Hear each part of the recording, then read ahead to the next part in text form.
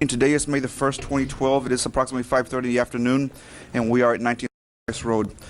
Please rise for a moment of silence, followed immediately by the Pledge of Allegiance. And as we have our moment of silence, let's please consider the following individuals. Joshua Ivan Alvarez, one of our 7th graders who passed away on the 28th, and one of our teachers, Nicolas Fernandez, who passed away on the 26th.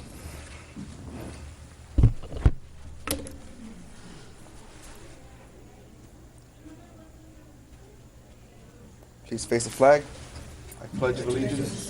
Flag of the United States of America, and to the republic for which it stands, one nation, under God, one indivisible, with liberty and justice for all. Honor the Texas flag. I pledge allegiance to thee, Texas, under God, one and indivisible.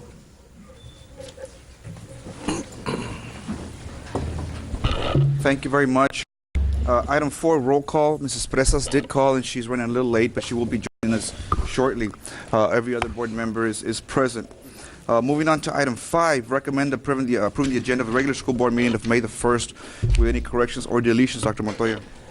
President Escobedo, members of the board, item 4, page 11, will be deleted from agenda and backup, and that is all. Great, thank you very much.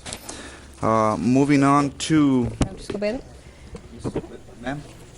Oh, yes, you'd like to change the order. Item, change the order of the day on item number 26C. Okay, To open meeting. okay. 26C to move to open. Dr. Montoya, you open session? Yes, sir. Okay. Just that, or are you also going to want to change the order? The order can remain, you just wanted an open? Just an open, I'm sorry, yes. Okay, that is so noted. With that in mind, do I have a motion to approve? I have a motion by Dr. Saavedra, seconded by Mrs. Longoria. All in favor? Aye, the motion passes unanimously. Moving on to item 6, recommend approving the consent agenda. The board has agreed to discuss and/or deliberate the following items. So the following items will be discussed and/or deliberated.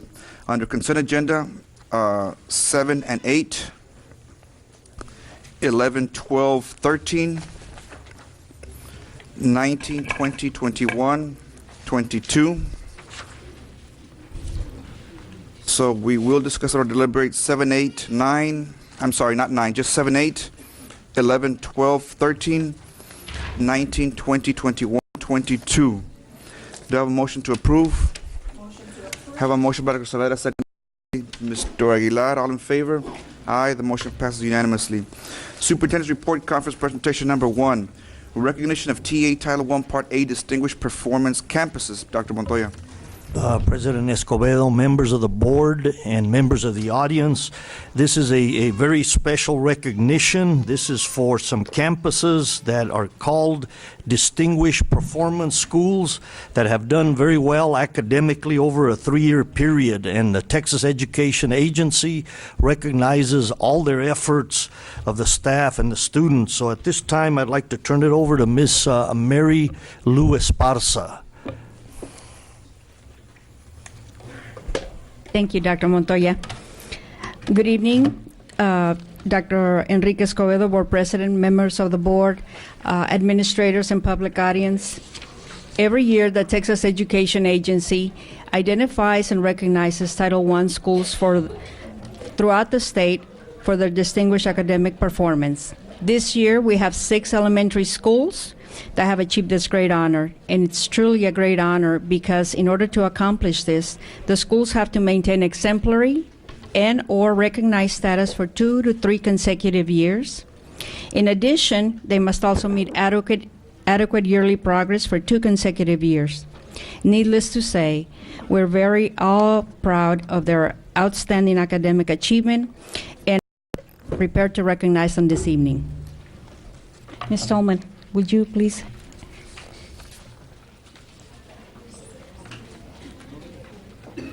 Representing the Hanna, Lopez, and Rivera clusters and Area Assistant Superintendent Sandra Lopez, we have Paredes Elementary Principal, Julie Treviño, Griselda Martinez Villarreal, 4th grade teacher, Luis Fernando Hinojosa, 4th grade students, and his mother, Luz Zúñiga.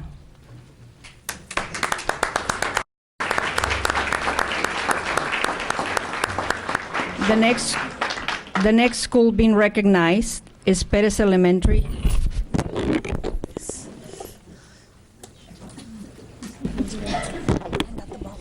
Ruben Martinez, principal. Gabriela Leal Martinez, third grade teacher. Aneida Arriaga, fourth grade students, and her mother, Christian Saldúa.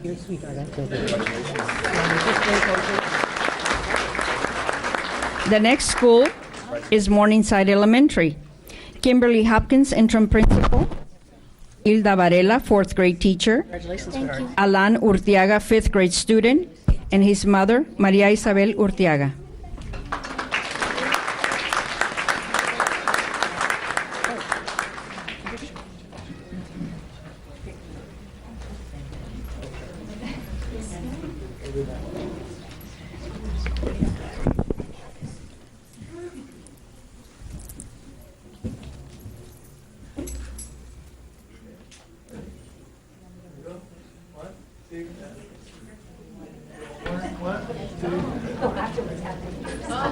Good job.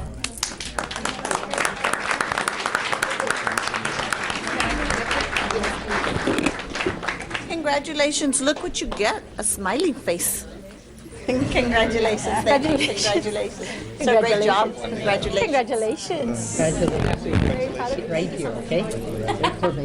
Congratulations. Happy, man. All right. Congratulations, sweetheart. Congratulations. Thank you. Congratulations. You're doing. Congratulations.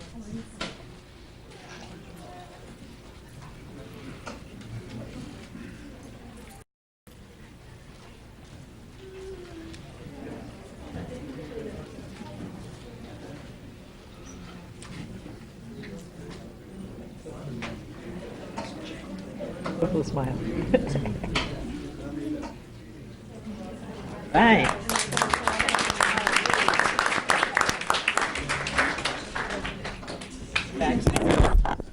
Congratulations, and you get a smiley face because we're so proud of you. It's a mood ball. It changes. Congratulations. Congratulations. The next school is Gallegos Elementary. Teresa Villafuerte, principal. Belinda Guzman, instructional facilitator. Danny Abrego, fourth grade student, and his mother, Sandra Abrego.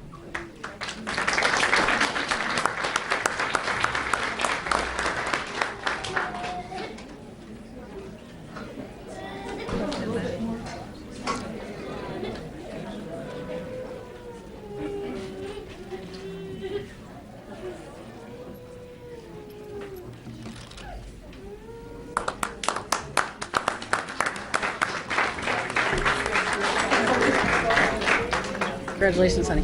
Where's your ball? Congratulations. You get a smiley face because we're proud of you. Congratulations. Thank you. Congratulations. Congratulations, and thank you for everything you do. Representing the Porter and Veteran clusters and Area Assistant Superintendent Dr. Rita Hernandez, we have Longoria Elementary's principal, Marina Flores, kinder teacher Dorina Lopez, Patricia Crandall, kinder student, and her mom, Dr. Maria Aguilar Crandall.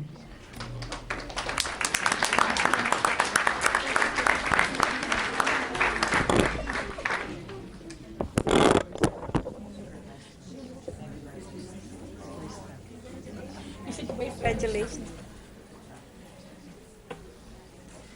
Congratulations, sweetheart. Thank you. And look, that's for you. To play in school. Thank you. Congratulations. Dr. Saavedra said it was okay. Congratulations. Thank you for all of this. She cannot be sent to me. She'll pull out her Salada card. Hey, I gotta pass. It's for tomorrow. Let's go. That's so cute. Today I get out of detention free. No ISS. No, this is. These kids are real smart.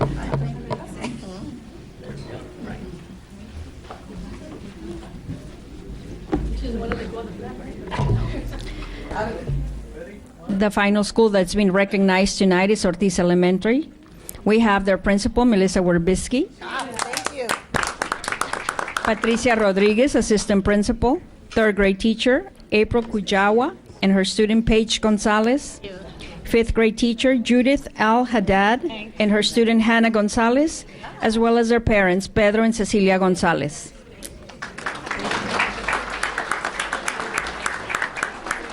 Congratulations, sweetheart. Congratulations. Good job. Thank you. Thank you. Congratulations. And use that in school tomorrow. Congratulations. Congratulations. Say, Dr. Saavedra said it was okay. Congratulations. Thank you. Congratulations. Congratulations. Thank you. Congratulations. Thank you. I told them they could take their balls to school tomorrow so they could show them. Congratulations. Thank you.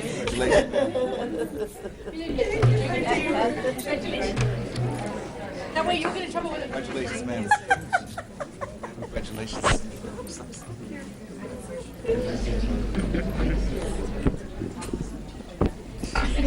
Oh, yeah. Thanks a lot. Ay, qué chula.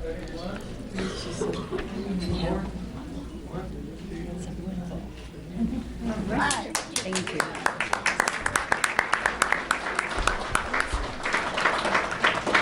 I'd like to close by thanking all of you here tonight for your endless support and participation. Thank you so much. Thank you very much, Mrs. Esparza, and congratulations to our students, faculty, and staff for these very distinguished recognitions. Moving on to item 2, recognition of Destination Imagination students that participated in the region and state competition. Dr. Montoya. President Escobedo, members of the board, Destination Imagination is a group of very, very talented students from our various campuses that have always been very successful. So we're very proud of their accomplishments. They competed in FAR, San Juan Alamo. They competed in Corpus Christi, and we have a group that will be going to Tennessee. But they're all very special and very talented. Miss Acacia Emil, if you'd like to go ahead and do your presentation. Good evening, ladies and gentlemen. Board President, Mr. Escobedo, Superintendent Dr. Montoya, members of the board, ladies and gentlemen in the audience. South Border Bridge held a Destination Imagination Regional Tournament in PSJA on February 18, 2012. There were 140 teams from across the nation. BISD was represented with 12 Rising Star teams and 36 competitive teams. All first-place winners and wildcard teams advanced to the state competition, which was held April 13th and 14th in Corpus Christi. At this time, I would like to have Ms. Corina Caballero, our DI coordinator, introduce our teams.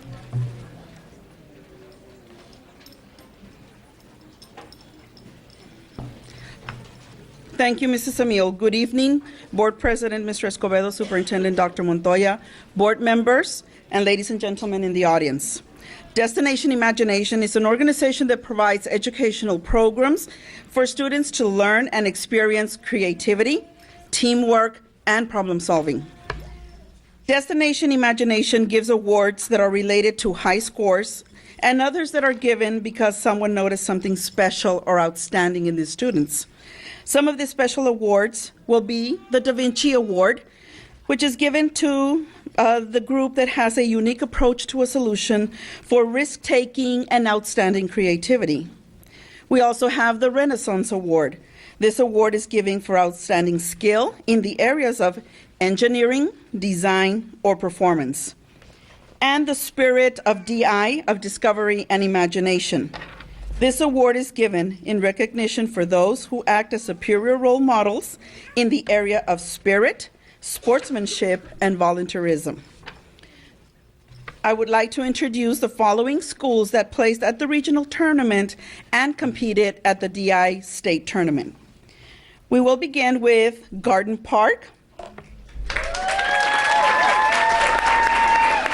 This team placed first in the regionals in Challenge A, Assembly Required, and they placed 5th at the state level. The team also received the Da Vinci Award.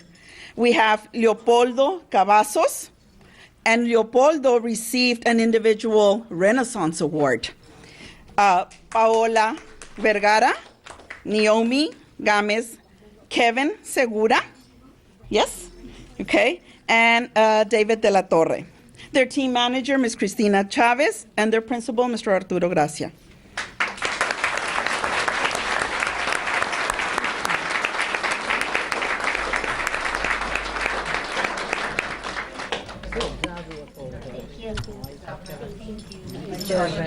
Did you have fun? Yes, good job. Congratulations. Congratulations. Thank you. Thank you, sir. Congratulations. Congratulations. I know. Thank you. Thank you. Remember, they have permission to have the ball in there. Tomorrow they have a pencil. All the way back, please. All the way back.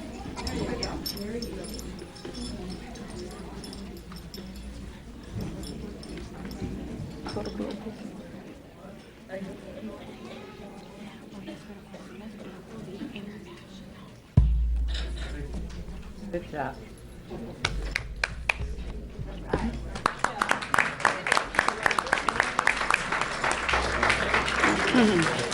Congratulations, Kevin. Congratulations. Thank you. Congratulations. Thank you, ma'am. Congratulations. The first one, so put in this. Like those medals. Everything. We continue with a second group from Garden Park.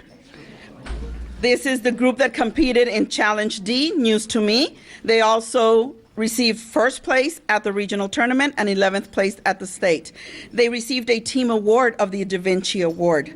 We have Sergio Elizondo, Brianna Arismendi, Nayeli Anderson, Alan Reyes, Cassandra Gomez, Valerie Vera, Jay Gomez, their team managers, Elisa Ramirez, and co-team manager, Ms. Rita Gracia, and their principal, Mr. Arturo Gracia.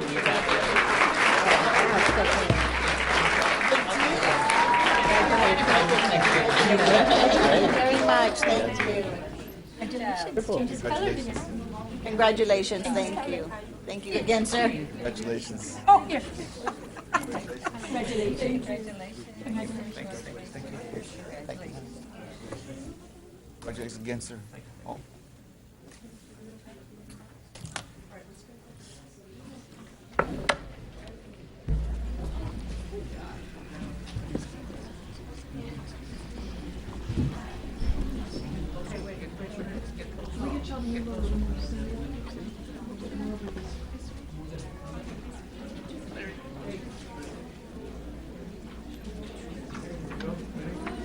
That one little boy's covered. That little boy's covered. We're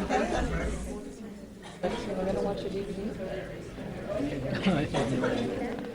No, that's okay. We can. I'm not in charge of the next thing. That way you can be the first one.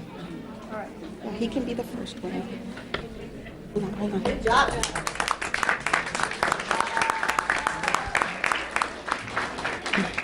Congratulations, hon. Congratulations. Good job. I think we're good. Oh, wow, that's awesome. Congratulations. Congratulations. Great job. Great job. Thank you. Good job, sir. Thank you, thank you, thank you. We're gonna take a box to the They changed. And we continue with the third team from Garden Park. This is the team that competed in Challenge E. Second place, this was the wild card team, which was also allowed to travel to the state tournament, and they placed fifth at the state tournament. They also received the Renaissance Award. Eric Capistran, Elizabeth Hernandez, Paul Luna, Nicole Rivera, Joel Santibáñez, Alisa Izaguirre, team manager Dora Garcia, and co-team manager Leticia Olivares, and their principal, Mr. Arturo Gracia.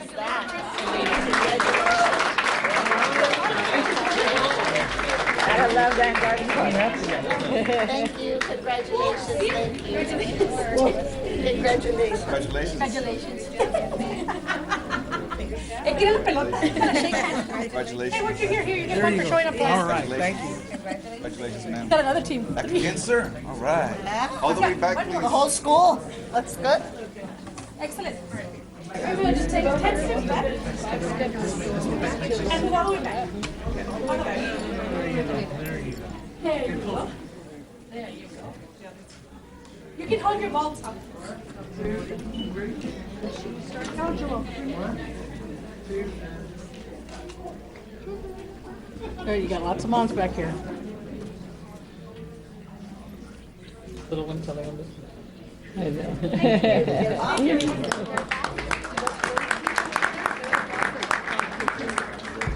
Our next team is from Pullum Elementary. They placed first in Challenge C at the regional tournament and 8th at the state level. Hannah Obregón, Erica Rodriguez, Andrés Hernández, Rebecca Oribe, Carolina Villalpando, Nicola Redondo, and Christopher Robles. Their team manager, Ms. Irma Martinez, and her co-team manager, Ms. Francis Guerrero, and their principal, Ms. Celia de los Santos.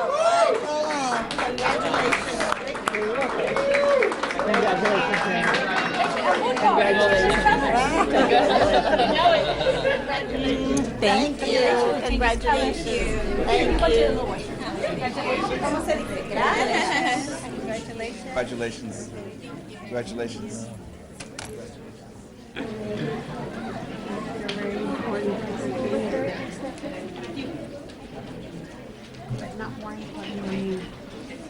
Y'all have fun? Yes, right. Woo-hoo.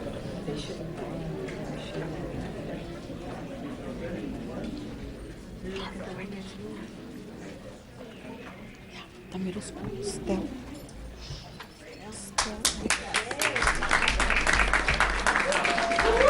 And we continue with a team from Sharp Elementary. They placed first in the Challenge Project Outreach, which was a community project that they went out and worked on. And they placed 13 at the state level. We have Ryan Barret Carrascos, Hannah Huerta, Melanie Musquiz, Matthew Montiel, Diego Ortega, Brianna Salinas, and Ana Karina Cortez. Their team managers and co-team managers, Ms. Alex Martinez and Ms. Rosa Igareda. Their principal, Ms. Sandra Cortez.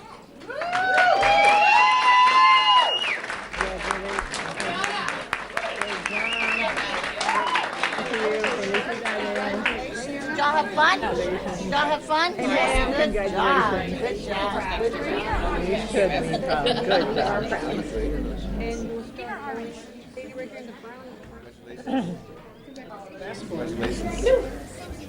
Congratulations. Good job. Thank you. Congratulations. Thank you. Good Congratulations. job. Good job. Thank you, ma'am. Congratulations. Congratulations. They all asked for blue. That's why they wanted green. Hold up your congratulations. Oh.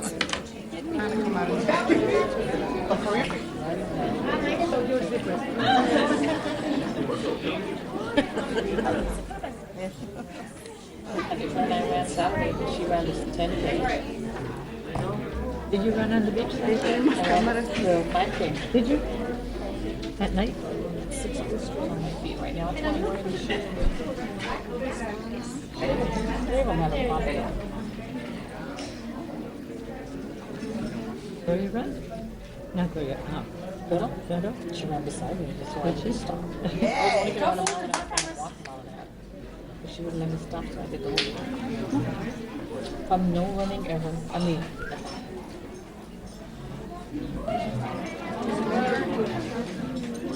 3 miles. Good job. Okay, and now we continue at the middle school level. We have from Stell Middle School, the team that participated in Challenge A and we got first place at the regional tournament and 12th place at the state level.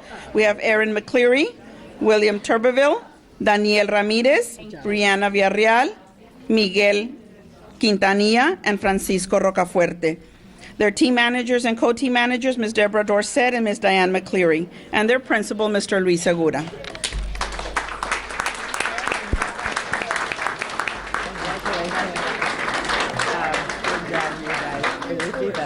Great job. Congratulations. He does.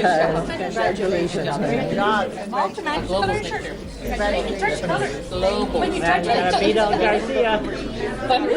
That's Smiley over there. Smiley. Congratulations, sir. Thank you. How are you? Congratulations, ma'am. You're blue, right? Yes. It changes colors. Principal's allowed. That's when you're stressed out, sir. Oh, yeah. You can relax. You can relax. Oh my God, you gotta be a McClearly too. You look just like your mother. I grew up across the street from her on Emerald.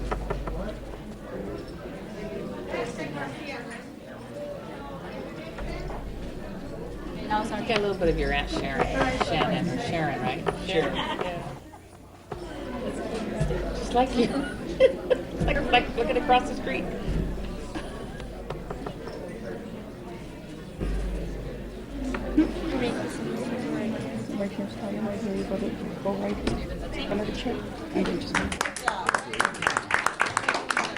We continue with a second team from Stell Middle School. They received first place in Challenge E at the regional tournament. They placed 6th at the state level. Their team received the Renaissance Award, and in their second competition in the Instant Challenge, their team received the Spirit of Discovery and Imagination Award. Isabella Davies, Diego Hinojosa, Noah Huerta, Ivan Lopez, Victoria Martinez, Jonathan Ontiveros, Danny Vergara, their team manager, Ms. Marisa Davies, and their principal, Mr. Luis Segura.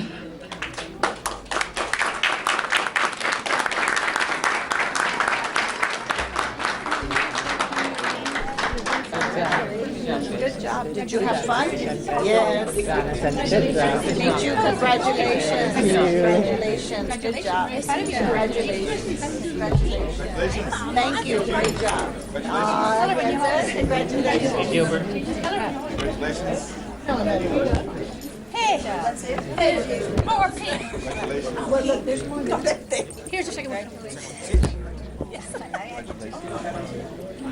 You're having a blast. They're gonna go to Nat Global next year. I can see it. Gilbert's gonna lead the fundraising because I'm gonna need some. Don't move back a little bit more. Right here. Get in the picture. Get in the picture. Yes. Come on. Been their coach for. Come on, let's go, Miss Cole. Because the other group because they're the ones that, yeah.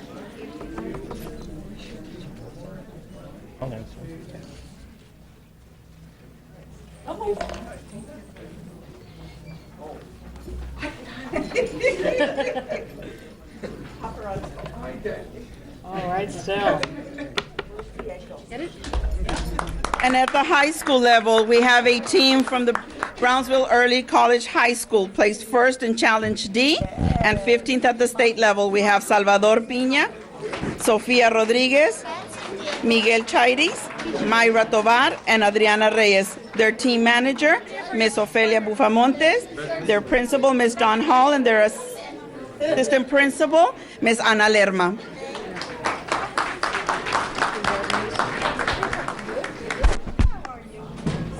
Congratulations. Did y'all have fun?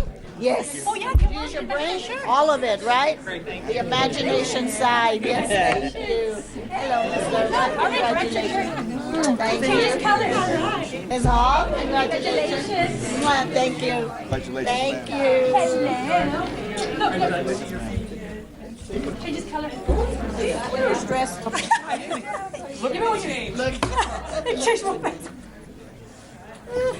Everything's perfect already.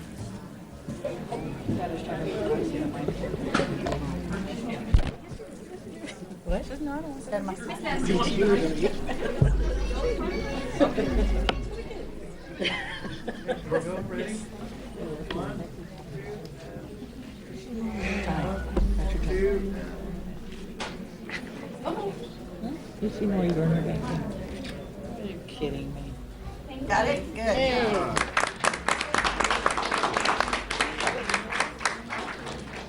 Yeah. Last row. Our next team Person in last row. is a team that competed at the regional levels and placed first. They competed at the state level and they placed fourth. And in DI, any team placing first through fourth at the state will advance to global finals. Global Finals is an international competition, so we have children from all over the world competing in this event. They will be competing in Knoxville, Tennessee, May 23rd through May 26th. We wish the Garcia Middle School DI Gators the best of luck and that they enjoy themselves. We have Peter Berruete, Ana Victoria Bocanegra, Italy Garcia, Jacqueline Garza, Juan Gracia Jr., Ethan Jones, and Madison Jones. They're team managers and co-team managers. We have Conrad Ochoa, Ms. Stephanie Martinez, and Ms. Claudia Torres. And their principal, Ms. Teresa Nunez. Thank you. Congratulations. Then college, take your time. Great job. Thank you. Congratulations. Congratulations, sir. Oh, congratulations. No, thank you. Congratulations, They ma'am. changed colors. They're mood balls. They're so cute. All right, middle schoolers. Way to go, MS. All the way back.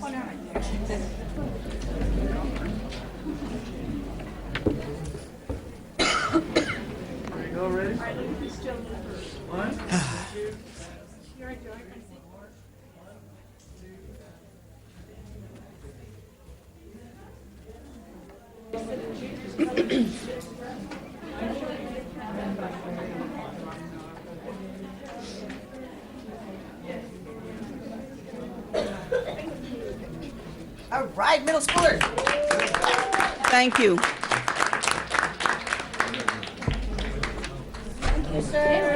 Thank you. Good job. Good luck, okay? Good luck. Good luck. Great. So you can take us to firefighter. Good luck, ma'am. Good luck. Okay, we're here. Good luck, honey, okay? Good luck. Thank you. Good luck, okay? Good luck. Great job. Congratulations. He's a how you chula. Hey, how'd you get all those? Good luck. Oh my gosh. Congratulations. She got all those. Oh, my goodness. Dr. Atkinson, she asked. Oh, she did? Oh, okay, there you go. You don't ask, you don't get, right? Shall receive. There you We go. either say yes or no, and I wasn't going to say no. There you go.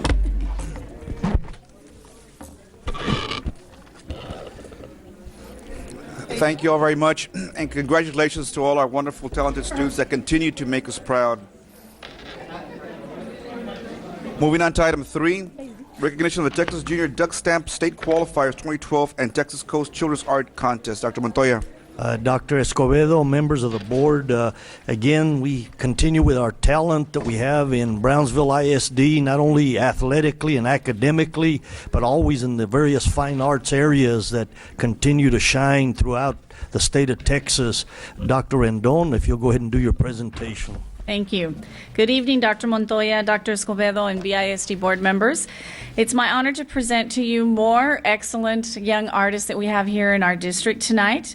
This evening, we will be presenting the 2012 Texas Junior Duck Stamp competition winners and the 2012 Treasures of the Texas Coast Children's Art Contest winner. At this time, I would like to ask Teodoro Estrada, the Supervisor of Visual Arts, to make the presentation.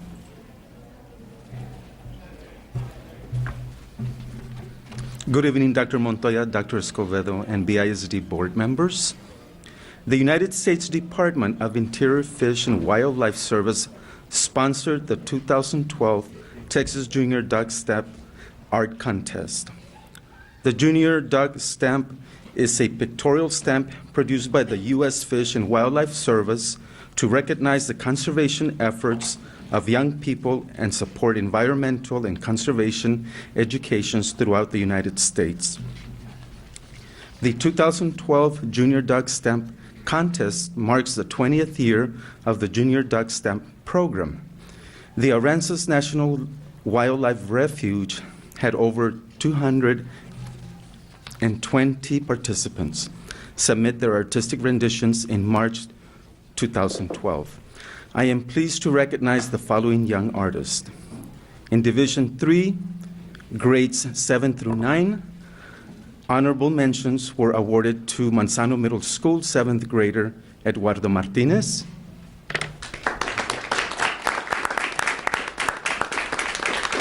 and his teacher is Mr. Ray Montes.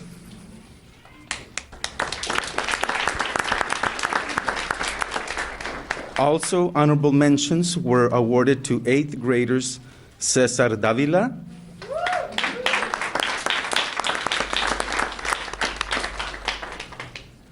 and Marcos Vasquez.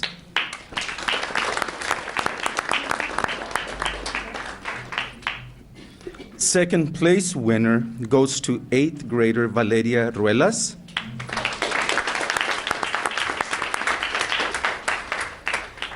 And the art teacher, Mr. Frank Garza, and principal Norma J. Torres. Also, Dean of Instruction, Yolanda Cantu.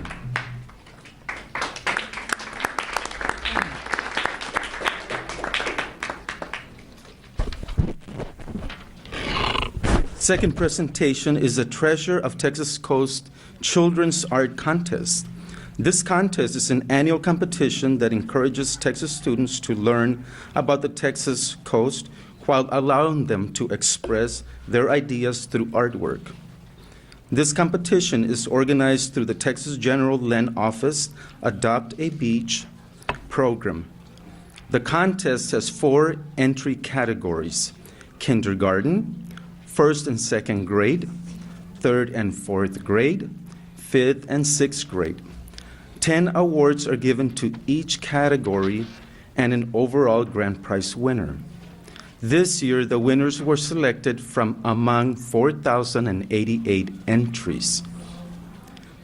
The 40 finalist artwork will be displayed at the State Capitol South Central Gallery from May 22nd through May 29th, 2012. It is my honor to present finalist and young artist Isabel Picchu from Paderes Elementary.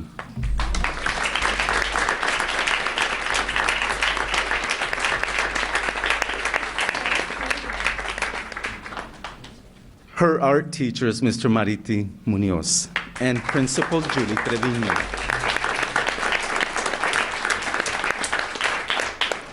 We would like to thank you, Dr. Montoya, and board members and all administrators for your continued support of BISD Fine Arts programs.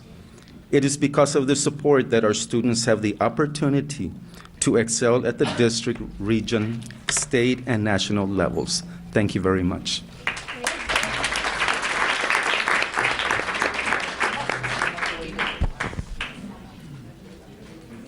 Gorgeous picture. Oh my God, those are gorgeous. Awesome.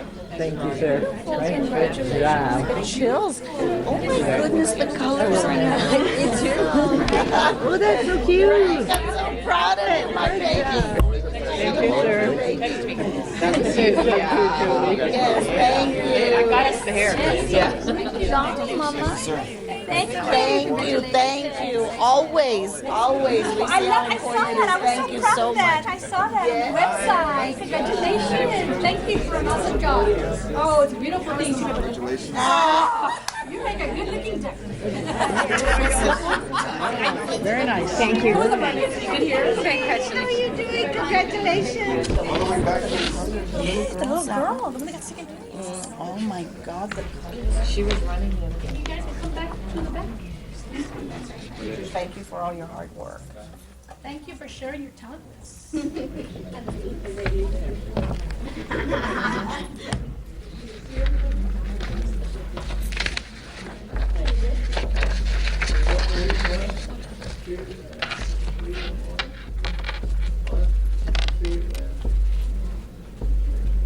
Frank, I think it was okay to let you draw in elementary, right? Yeah, thank you. It's okay. You can thank me now. There you go. Oh. Thank you, guys.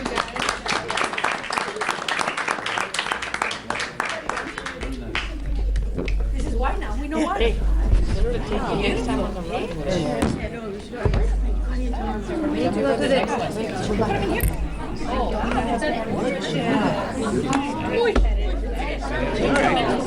Very good job. Very good job. Good job. Congratulations, man. I see, yeah? Okay. We'll see that. Oh, okay. Oh, yeah, because they're carrying over. Again, congratulations to our students. Moving on to item 5, presentation of dyslexia. Dr. Montoya. Dr. Escobedo, members of the board. We pride ourselves in Brownsville ISD in meeting the needs of all of our students, no matter what their needs are. And this is a special program, the dyslexia program, that we wanted to share some information with you and giving you an update because we do have several students in that category. Mr. Hammonds, if you'll please step forward and do your presentation. It's the disc, right?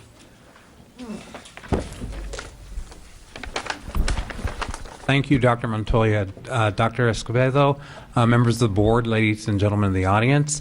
Tonight I'm going to give you a brief presentation on our district's dyslexia program, and hopefully by the time I am finished, you'll see why our program is one of the most outstanding ones, not only in the state of Texas, but also in the nation, and why we are continuing to progress to becoming one, if not the best programs in the nation. I have a presentation that's on your disc, I believe. I don't know if the audience can see it or not.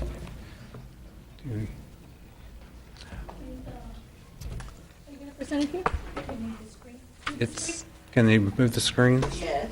Yes, of course.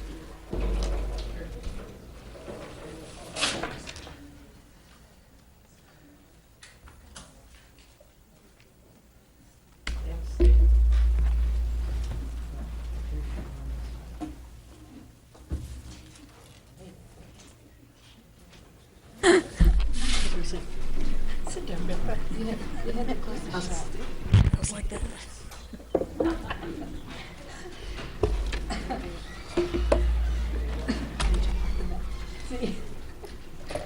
Here it comes. So you think your child is dyslexic, okay? What is dyslexia? First of all, I'd like to say it's very, very common among all people of the world. Some estimates predict there's as many as 1 out of every 10 people in the world that have dyslexia. The word dyslexia comes from the Greek language and means poor language, and that's exactly what it is. It's a student's issue or inability to deal or handle with some component of the language that they are speaking. Again, to emphasize the idea that it's very common, if you look at the people that I have here, these are all people who have been very, very successful in their field of endeavor, but were also dyslexic. So just because somebody has dyslexia, it does not mean that they cannot be successful in whatever their dreams are or whatever they hope to pursue in life. Today, based on research, we know that dyslexia is a language-based learning disability. Individuals with dyslexia have trouble with reading, they have trouble with writing, they have trouble with spelling, and they may also have trouble with math. But even though they do have problems in one or more of these areas, they still have the ability to learn. People with dyslexia can learn, they just learn in a different way. And that's what our job as a dyslexia department and its dyslexia teachers in the district is to find what is the best way for a student to learn with dyslexia. Some of the common characteristics that you will find in a student with dyslexia are problems learning the alphabet and or learning the alphabet in the correct sequence. They have problems recognizing word on sight. In other words, as soon as they see a word, most of us can tell you exactly what that word is. Students with dyslexia sometimes have problems doing that. They may have difficulty sounding out words. They have problems correctly hearing the sounds in words. And all of those together tend to make dyslexia students slow and hesitant when asked to do oral reading. It also shows up in their spelling. They tend to be poor spellers. And because of, again, all the things that I've already mentioned, sometimes they have problems with reading comprehension. Dyslexia tends to be inherited. It's a family history of similar problems. In other words, if a parent has dyslexia or a grandparent had dyslexia, then chances are a child or maybe even children in the same family could have dyslexia. And they also have problems with written language.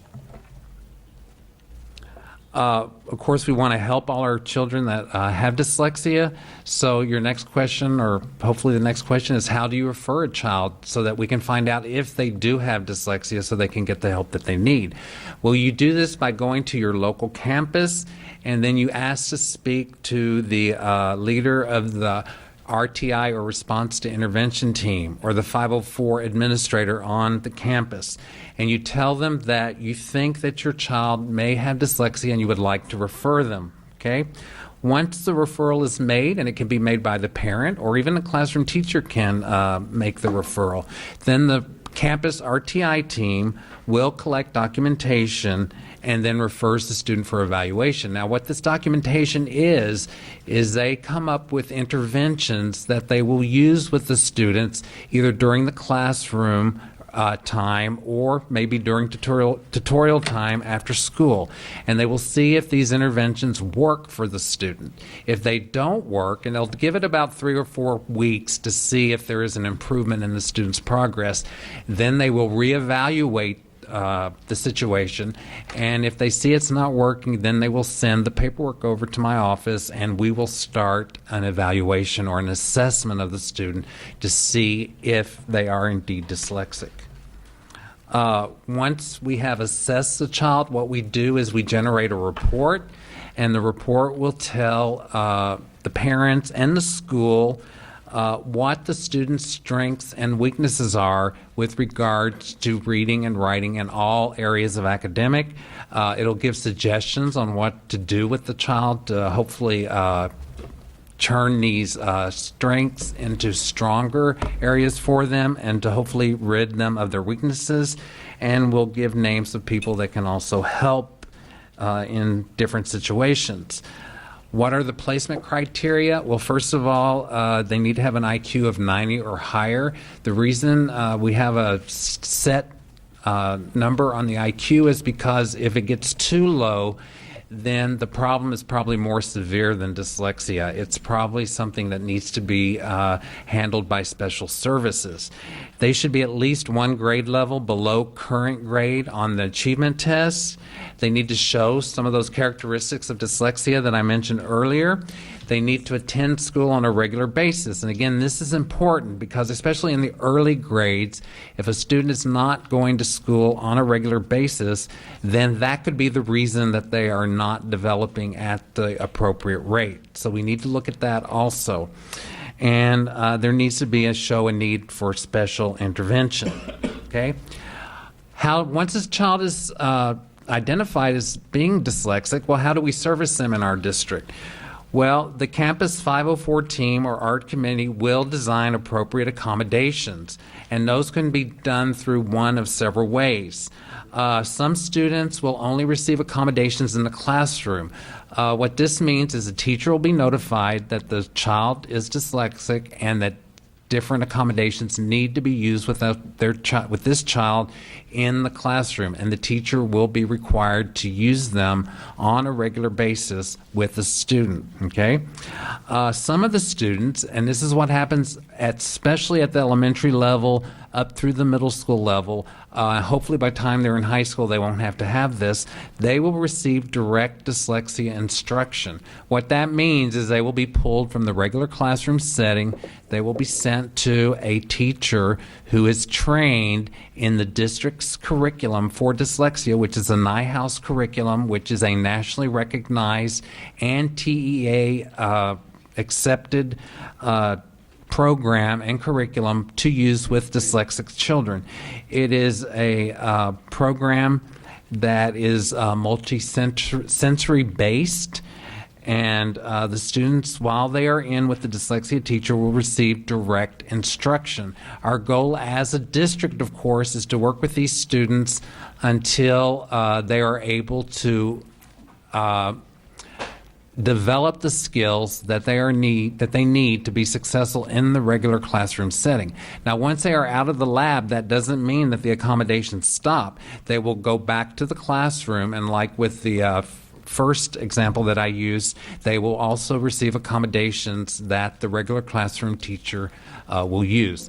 But like I said, our ultimate goal is that by the time they reach high school, they will be able to function at their grade level in the regular classroom instruction at the high school level so that they can graduate from high school and they can pursue a post-secondary degree and achieve the dream that they have for their lives once they leave the college level.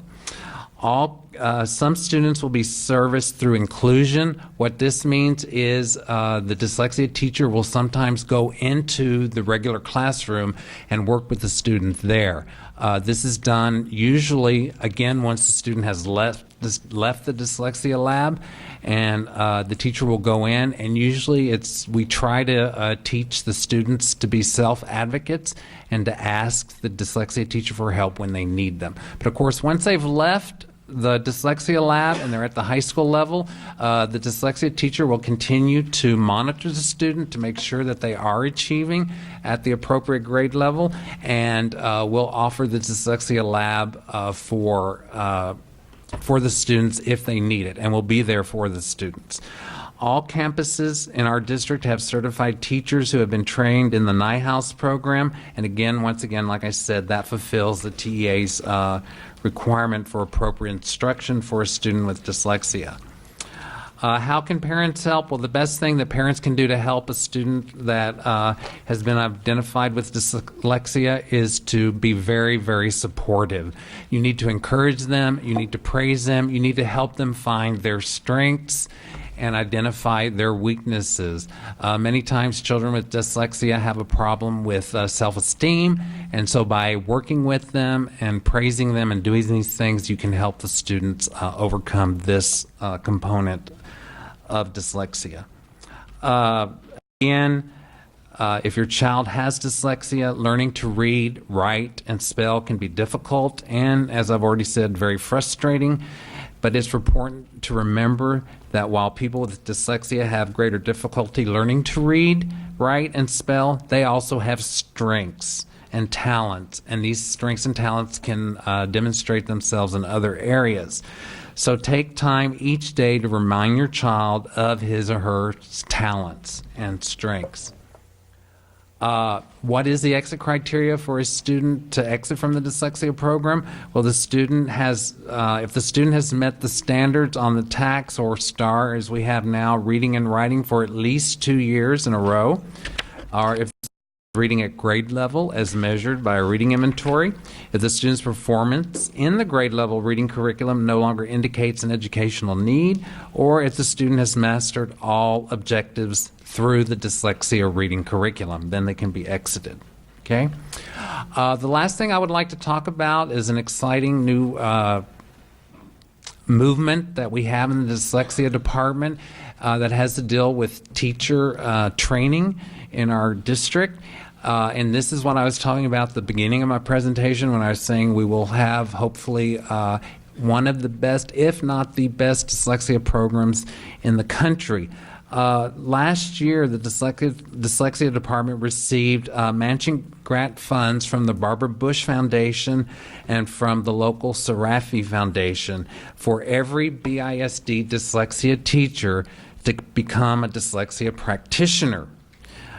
This will enable the district to better service our dyslexic students by having the most highly qualified teachers that a district can have in the classroom working with our students. What this has meant for our teachers is that during this school year, they have been working and going to workshops and doing activities to prepare them for the National Practitioners Exam. And these activities have included professional development. They have done demonstration lessons that they have recorded during their classroom time, and these have been sent to the NIHOUSE Center in Houston and have been evaluated by professionals in the field. They have received continual feedback from the NIHOUSE Foundation, and we are getting ready to have a review for them for the specific exam. The only time out of class that really has been required of the teachers to work on this certification is that they have been asked to do 2 book reports by the NIHOUSE Foundation. Other than that, everything that they have been asked to do to prepare for this practitioner's licensure exam they've been able to do during the regular classroom day in the classroom.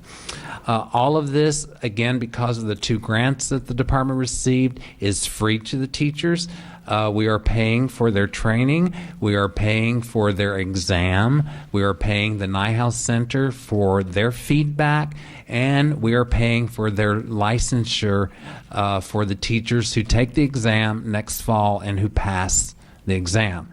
All of this will lead to BISD hopefully having a large number of dyslexia practitioners in the district, which again will make us have the most highly qualified teachers of any district in the state and in the nation. And I would like to add that we are the first district in the nation to attempt this. So I have to give kudos to our teachers. They have worked diligently this year, not only with our students, but also toward preparing themselves for this test and this exam that they'll be taking in the fall. Again, all of this is to provide the best educational program for the dyslexic students of our district that we possibly can. One more minute, if I can just say one more thing. We have had an unusually large number of teachers in our program out this year because of health issues. So I would like to take this opportunity to thank all the principals and all the dyslexia teachers who have stepped up to the plate and have not only serviced the students at the campus that they have been assigned to, but have also gone to other campuses where teachers have been absent for long times due to illness, so that our students could receive services. Good job, teachers.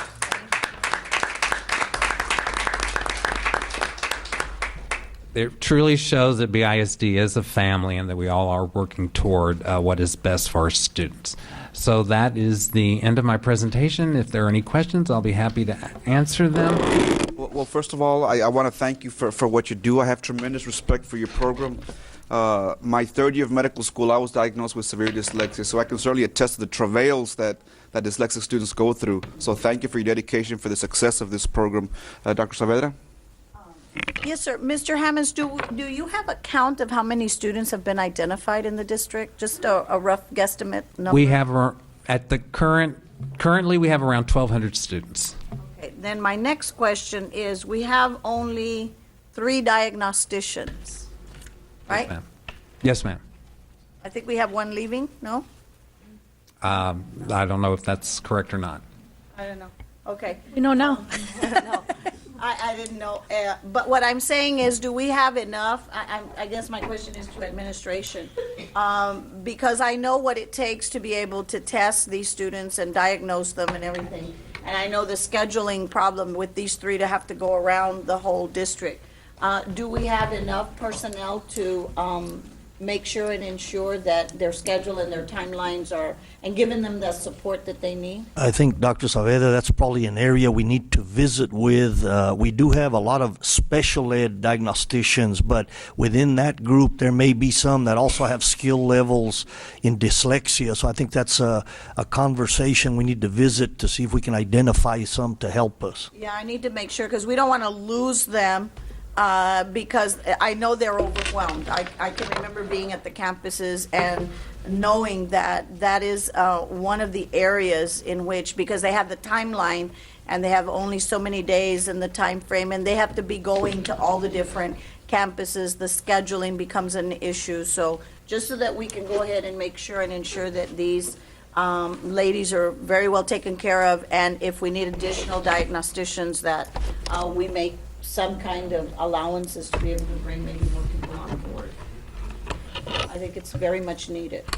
Thank you, Dr. Saavedra. Mrs. Peña? And I concur with Dr. Saavedra, and thank you, Mr. Hammonds, and my hats off to these teachers, because most of your dyslexic children are really bright. And I've always said that it's really hard when a child knows they're smart enough to know something's wrong.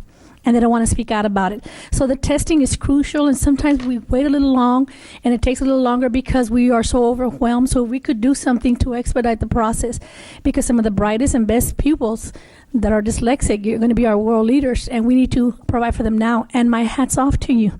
To have every teacher, I would just go over there and run and give you a big hug, because that's the best news I've heard. Because being dyslexic and having a child that's dyslexic and having dyslexia in our family, this is really important. So thank you from the bottom of my heart to all the teachers and all the administrators, because that is a huge, huge benefit for the district, and this will make us shine nationally. So thank you very much. Thank you, Mrs. Peña. Any other comments or questions from the board? If not, thank you, sir. Thank you very much.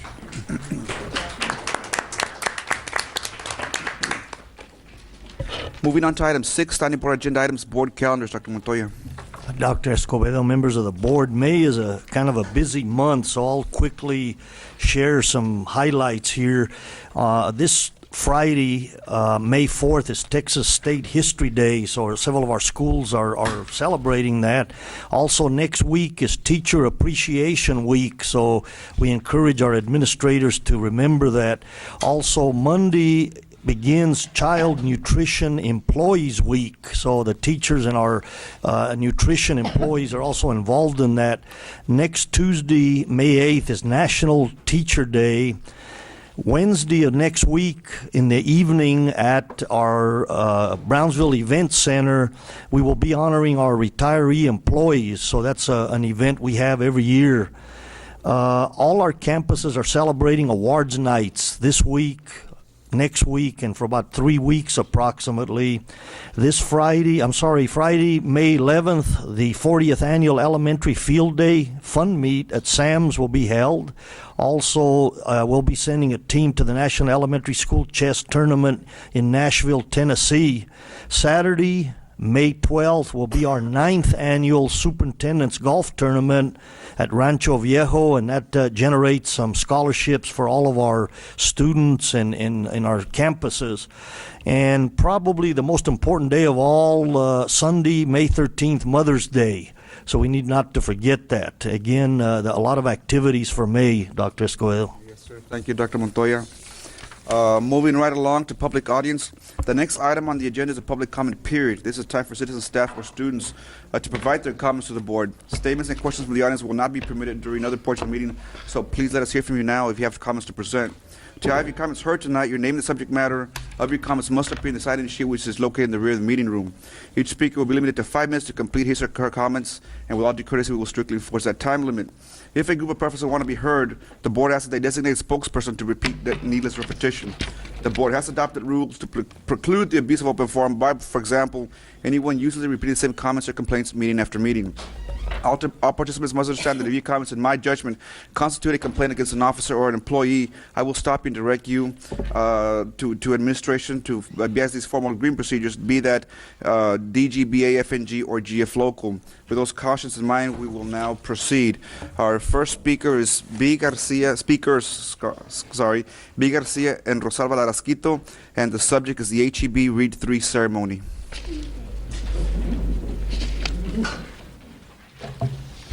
Good afternoon, Dr. Escobedo, Superintendent Montoya, board members, administration. It gives us great pleasure this evening. Rosalba Larasquito is here with me and Lidia Castillo. We are very, very proud that we are participating in a project with HEB Read 3, which is a literacy project at 8 campuses. And so at this time, we want to invite you to the culminating ceremony that will take place at UTB Set B Lecture Hall. This is Friday, May 11th from 10 to noon, and Mrs. Rosalba Larasquito will be giving the invitations over to Ms. Pat Perez, Board Secretary, to distribute for us.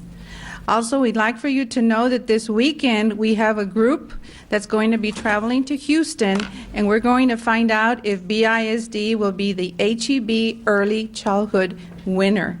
Dr. Montoya, Dr. Saavedra, myself, Rosalba will be traveling to Houston, and we're going to find out if we're the winners. We are truly the winners. We are the champions for our children at the early childhood level, and we thank all of you for your participation, your support, your cooperation. Thank you so much. Thank you, Ms. Garcia, Ms. Garasquito, and hopefully we will receive some good news in Houston. Our next speaker, George Borrego. The subject to be discussed, thank you, is Stop the Cuts.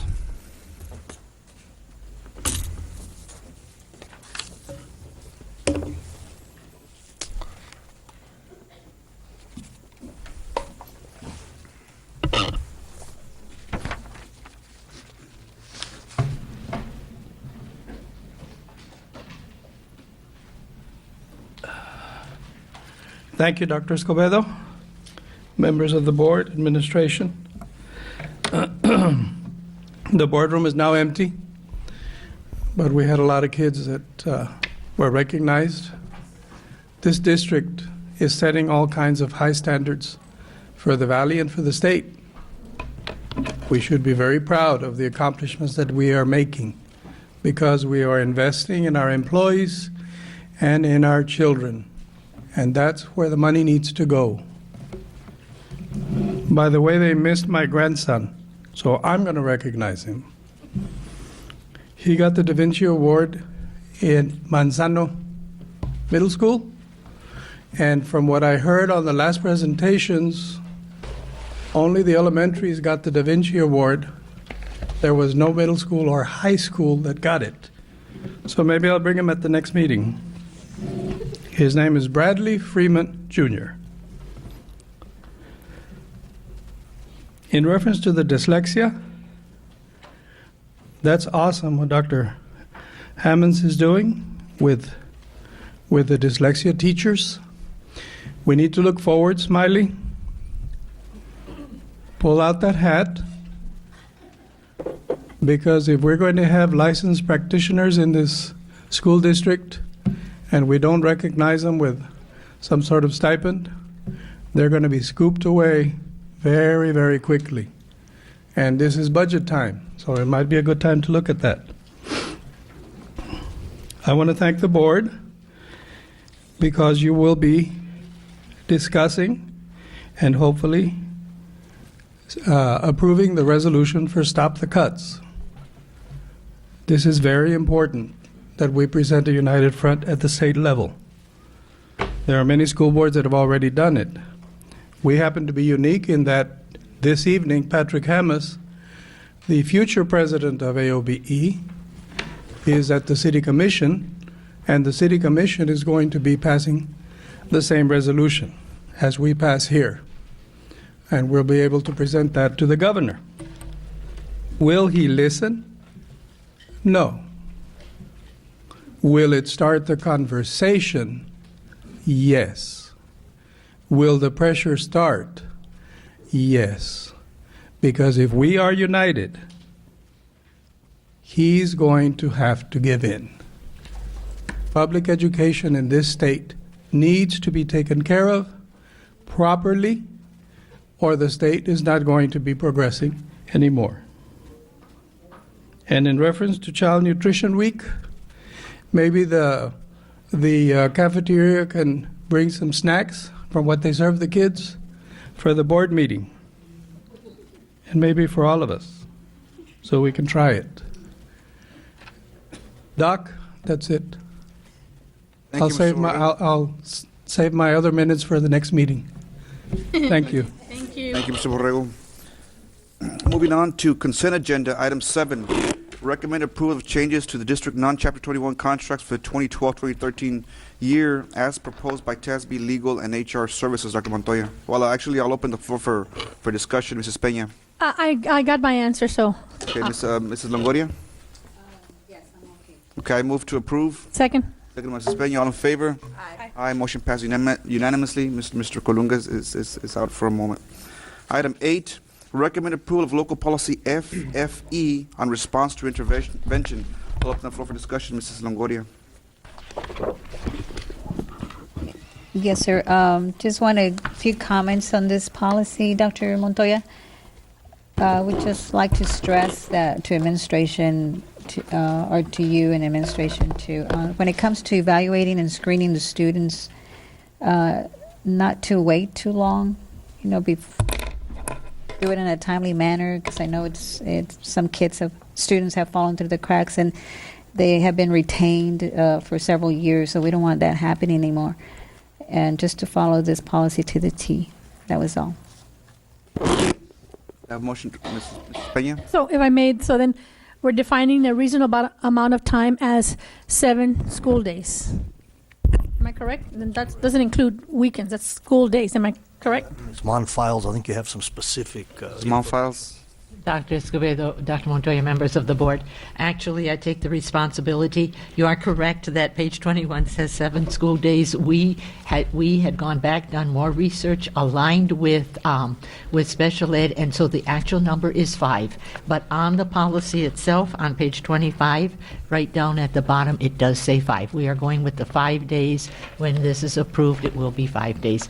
I misspoke when I wrote the background. Thank you, Ms. Monfils. Any other comments or questions from the board? If not, I have motion to approve. Second. Okay, well, I guess I move to approve. Dr. Saavedra seconded. All in favor? Aye. Motion passes unanimously. Because 11 and 12 have very similar comments, if there are no objections from the board, I'm going to open the floor for discussion for items 11 and 12, which are the resolutions number 28/1112 and 29/1112. So with that said, I'll open the floor for discussion for items 11 and 12. Dr. Saavedra? Just a comment on those two. I think it's about time the district moved forward and looked at these resolutions, because everywhere in the state of Texas and in the, other states are following what Texas does. Texas always leads the way, and Brownsville is looked upon. And so the districts were waiting to see what Brownsville was going to do. So kudos to your administration, Dr. Montoya, for looking at these resolutions carefully, because they will benefit our students, not only here in the Valley, but I think we also set the precedent for other districts to follow. Thank you and congratulations. Thank you, Dr. Saavedra. Mrs. Peña? I concur with Dr. Saavedra. She said it all, put it nicely, so there's nothing else for me to say, so thank you. That was pretty much what I wanted to say. I really agree with that. Thank you, Ms. Peña. Any other comments or questions? If not, Mr. Colunga? Well, Yes, sir. in relation to the legislative committee, has there been any feedback to that committee as to the? No, there's Dr. Montoya. There's no feedback to that committee. No, again, in October, there's going to be a major trial with bringing in all of the lawsuits. There's about 4 or 5 on school funding, and the judge has decided that instead of separating them, he's going to put them together, and it's going to go to trial in October. So we'll know more after that, but this, I think, will support what we need to do. Mrs. Peña? Okay, are you going to do both of them together or separate? Together. Okay, and just a comment on number 12. Yes, and I know that on this resolution, it does call for all 7 of us to sign it as board members. So someone had a question on that, and I said, yes, it does require that we all sign it if we agree with it and are on board with taking this forward for those cuts. So I just want to make sure everyone knows that when the resolutions are made, it does require the signature of all 7 board members. I have So motion to thank you. approve items 11 and 12. Move to approve. I have a motion by Mrs. Peña, seconded by Dr. Saavedra. All in favor? Aye. Motion passes unanimously. Moving on to item 13, recommend approval for payment of $9,193.65 to Walt Chanderson, Gallegos, Green, and Trevino. I'll open the floor for discussion. Dr. Saavedra. Yes, I had a question. Let me get to that page.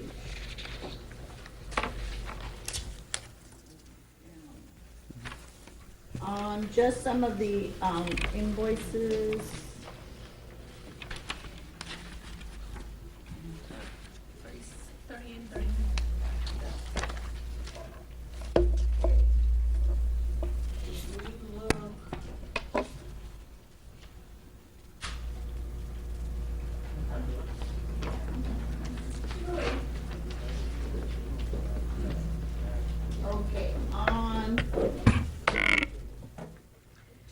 On page 42, there is an item that refers to, I guess, on 216. I just want to make sure that it was also on the previous document. I want to make sure it's a separate one on 216. Dr. Montoya. Because it has the name of the telephone conference with General Counsel, and then if you look up on the other one, it has also on 216. I guess my question is, when we look through these invoices, is the district the one that looks through the invoices to check that the itemized invoice is correct? Dr. Montoya? Ms. Ortiz, if you want to share that info. Ms. Ortiz? Yes, thank you.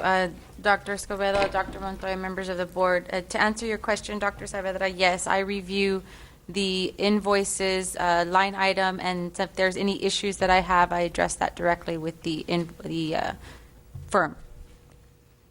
That was my question. Any other comments or questions from the board? If not, do I have a motion to approve item 13? Move to approve. A motion by Mrs. Peña, seconded by? Second. By Mr. Colunga. All in favor? Motion passes unanimously. Moving on to item 19, recommend approval of an Academic Leadership Alliance participation agreement with Tech Prep of the Rio Grande Valley Incorporated, the amount not to exceed $6,800 for the summer educator externship program. I'll open the floor for discussion. Mrs. Longoria. Yes, all through the contract, I noticed that, like on the first page, at the very top, the first paragraph, the agreement is made between Brownsville Independent School District and Tech Prep of Rio Grande Valley.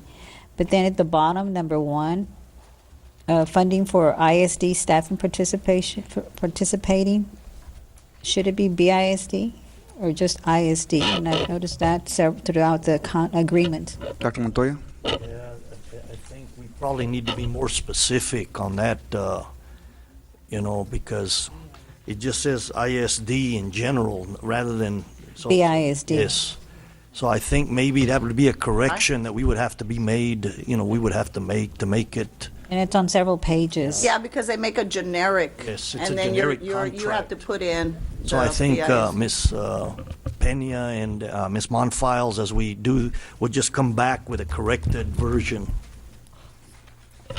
Is there a timeline to submit this? Is it today, Ms. Monfiles? Dr. Escobedo, Dr. Montoya, members of the board, if it's okay if the board will approve this, and we will put in BISD every place where it says ISD. Yes, we need to get started on the project recruiting teachers, and Tech Prep will be recruiting businesses to work with these teachers, so we would appreciate that, but we understand what you're saying. We can insert BISD. We will have the staff attorney review it one more time. She did review it before we came to the board. Thank you, Ms. Monfiles. Mrs. Pena? Okay, then I move to approve with the corrections. Second. Okay, I have a motion to approve item 19 by Mrs. Peña, seconded by Dr. Saavedra. All in favor? Motion passes unanimously. Moving on to item 20, recommend approval to use DSA of Texas Project Parents as contracted services for parental training at 5 campuses for the total amount of $2,500. Services subject to the district's needs and funding. I'll open the floor for discussion. Mr. Colunga. Thank you. Thank you, Dr. Escobedo. I had mainly a few questions related to the expenditures in this particular plan that involves different campuses for the year. Is there a figure as far as how much has been spent on this particular? I think, Ms. Pena, you have all the specifics on this. Mrs. Pena? Dr. Escobedo, Dr. Montoya, and members of the board, up to date, excluding the 5 that we have here that we're asking for, we have expended 24,500. Mr. Colunga? And what are the credentials of the consultant that does the training? Peña? Dr. Montoya, Mr. Escobedo. When we went out for proposals, or when we went out to look for 3 quotes, in our mind, we in the department felt that we needed someone with experience in conducting public presentations, someone that could speak to the parents, someone that had the ability to speak both in English and in Spanish to all our parents throughout the schools, and that they could possibly have PowerPoint presentations or have pamphlets or little booklets that we could leave with the parents so that they could refer to for information. In addition to all of that, we wanted someone that was schooled or had some schooling in college, or that had experience in working with special ed students or with special ed students. That's what we had. Those were our profile of what we were looking for. Someone that could do, that would fit that profile. Is that also requiring the certification in special ed as part of the credentials? Or? Basically, when we were looking at having these presentations, the certification was not the decisive vote. What we wanted was someone that could work or has worked with special ed students, either in a classroom or through a private agency or through life and through their own life experiences. And the one that we chose fit that profile, and it was through the department and through myself that we made that recommendation to Dr. Montoya. Also, at the cost of $24,500 plus an additional $2,500, would that be consideration for doing it in-house as far as the training provided by special ed staff, that is, on the different campuses that can provide the same type of information in the interest of a full-time person to do that type of distribution of the information? Yes, Dr. Montoya and Dr. Escobedo, members of the board, it is very feasible that we may in the future want to come back to you and ask that we have someone on a permanent basis. What we did for the second semester was that Dr. Montoya had a vision that included training parents, giving the information, having an awareness of special ed and what we do and how could parents get help. It was information, and we felt that information was powerful. So we looked for contracted services. We went out and looked for this profile for someone to come in and help us. We want to inform the constituents of how to work with an IEP, how does the referral process work, a transition or the role of an ARD, what does a parent do during an ARD? All of that was important to us this second semester. It has become so successful. It was on a trial basis this semester. It has become so successful that perhaps in the future, if the boss, that Dr. Montoya recommends that, we certainly may come back to the board. But we wanted to make a stance in our community and in our schools through our parent centers of how would this work. I personally, if I may, I know you haven't asked, but I'm going to tell you that I personally went to one of the presentations and I thought, we're going to have some problems here, because the parents that attended this one parent center seemed very knowledgeable, and parents that wanted the bottom line that right away. Our presenter did make a presentation and spoke from the heart as a parent of a special needs child.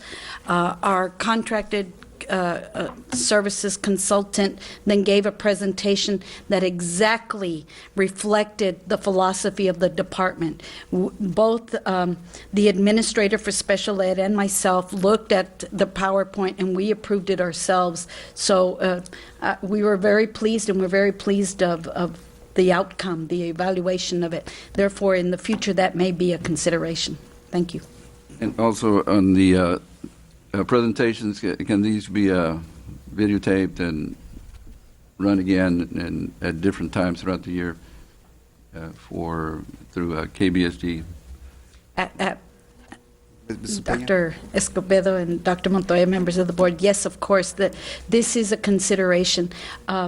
Through the contracted services that we have, we didn't stipulate that we would record them, but absolutely this could be something that we would polish and add into our contract.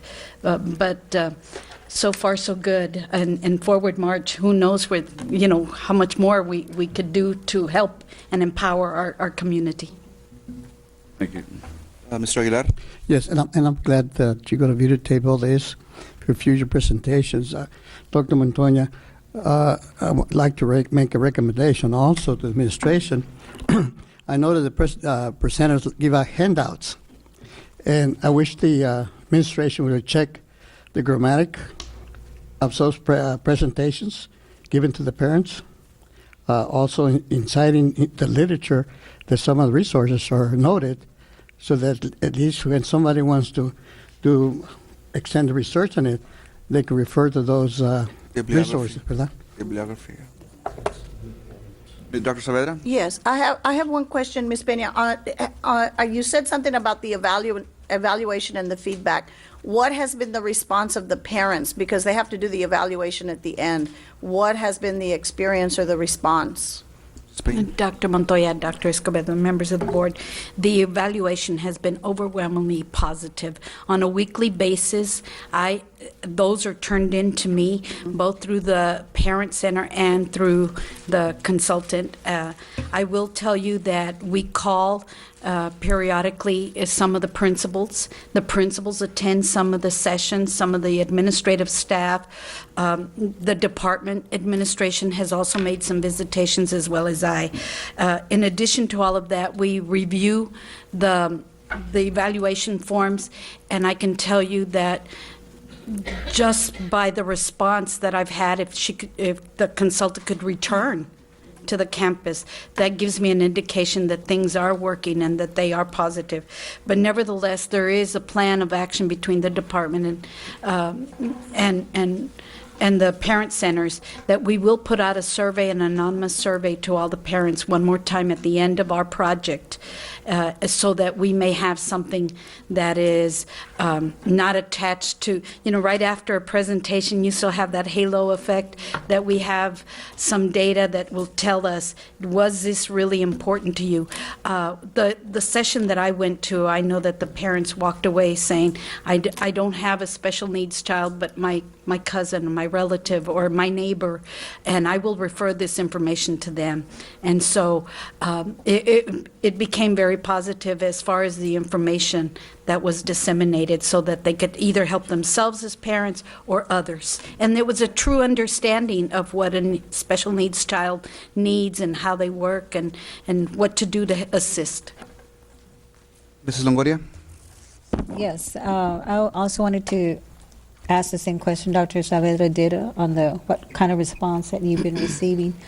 And also, I would like to add that I'm glad to see that she's educating our parents in what process or procedures to take with their, with their special needs children, such as ARDS and transitional programs, because she worked with BISD before, and Mr. Golunga, if you recall, she did represent you on several occasions in ARDS. She did an excellent job in handling a situation with special needs children, and also she reduced a lot of the due process. So, I'm glad to see that she's helping us out again. Ms. Longoria, do you have a motion to approve item 20? Quick comment on the use of in-house staff to try to do the training. There's also the consideration for the role of the in-house attorney in trying to address some of these special topics that deal with the law, such as the IEP, that would bring in the expertise of the in-house attorney. That may be a possible consideration. Thank you, Mr. Colunga. Do I have a motion to approve item 20? Motion to approve? Motion by Dr. Saavedra, seconded by Mrs. Peña. All in favor? Aye. Aye. All opposed? Okay, the motion passes 4-2. Colunga, Aguilar voting against. Moving on to item 21, recommend awarding RFP number 12-134 student athletic UIL and accident insurance. Because as per administration request, they're still in the review process. Therefore, I'm going to move to postpone item 21 until further notice. Do I have a second? That was seconded by Dr. Saavedra. All in favor? Aye. Aye. Motion passes unanimously. Moving on to closed meeting as pursuant to Texas Government Code Section 551.071. Yeah? My item that I got. Oh, but you didn't change the order of the day. It's, we're gonna come back to it, Ms. We'll come back to it. Yeah, we'll come back to the outside. Okay, closed meeting as per Texas Government Code, that's okay. Ms. As per section government, okay, moving on to closed meeting as pursuant to Texas Government Code Section 551.071 et sec. Board goes into closed meeting to review personnel and legal.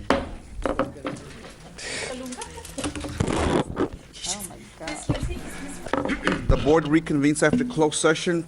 Item 22, I believe, does not require action. Moving right along to item B. Discussion, no action, item B. Okay, B, discussion and consideration related to possible legal and board policy ethical violations in communication with third parties. I'll open the floor for a motion. I have a motion. Mrs. Longoria? That was B, right? Correct. Okay. I move that appropriate agencies be requested to review the conduct of trustees and outside persons concerning Open Meetings Act compliance and governance ethics violations. I have a motion by Mrs. Longoria. Do I have a second? Second. I have a second by Dr. Saavedra. All in favor, raise your right hand. Aye. All opposed? The motion passes 4-3 with Mr. Colunga, Aguilar, and Mrs. Peña voting against. Moving on to item C, discussion and consideration regarding legal fees and other costs of litigation and sources of payment, including available insurance policy coverage.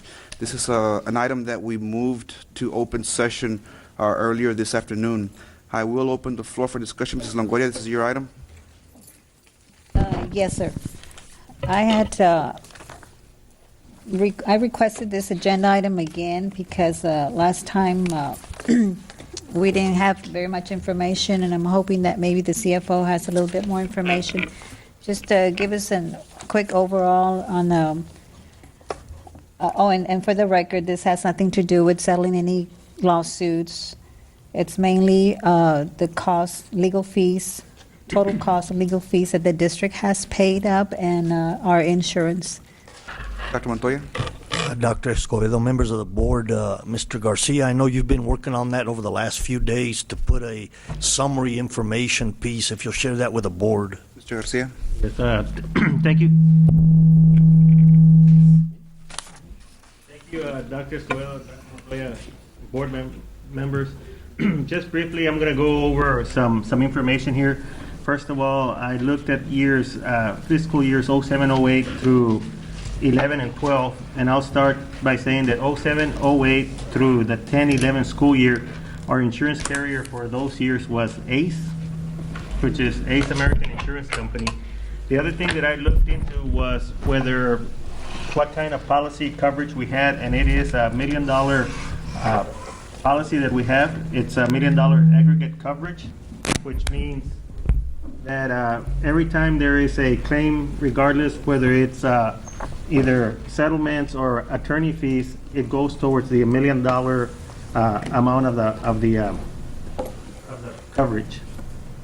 So with that being said, I can go into how many cases or filed in each, how many claims were filed in each school year, and then open it up for questions at that time, unless you have something specific. Mrs. Longoria?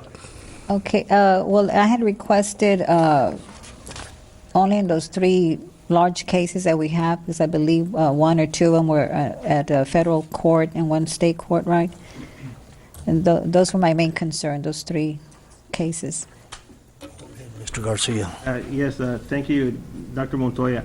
On those 3 cases that we're talking about, 2 of them are covered under the 08-09 coverage, and then 1 of them was filed on the 11-12 against Chartis, or under the policy from Chartis Insurance, and that was, they told us that it wasn't covered under that school year.